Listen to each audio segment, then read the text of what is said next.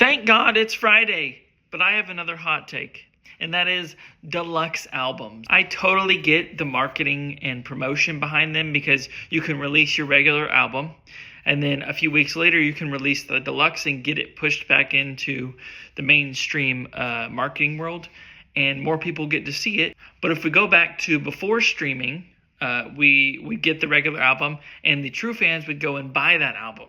And then, maybe a month later, the deluxe would come out, and it would have songs that we true fans really wanted, but it was tough to decide whether or not we wanted to buy that album again just to get those extra songs.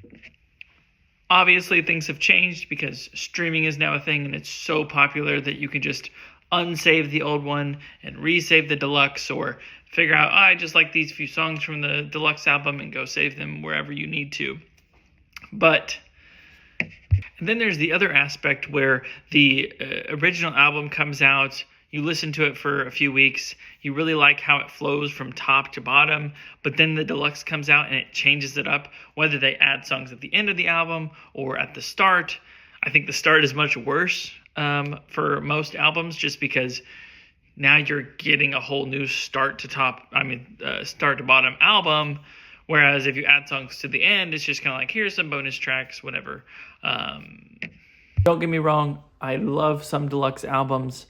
There's nothing really wrong with them. It's just the fact that they get to market an album and then re-release the same album with some extra songs. And that's different than somebody like JPEG Mafia doing a director's cut of his newest album.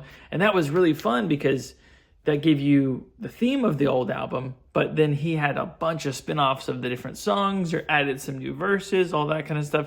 And that was amazing. I'll get off my soapbox and just say, for the most part, I'm not a huge fan of deluxe albums, even though things have changed with streaming and you don't have to buy 2 new albums. But if we ever go back to buying records or buying CDs, deluxe albums are just not it. So let me know if you agree. Share that in the comments, and I will see you next time.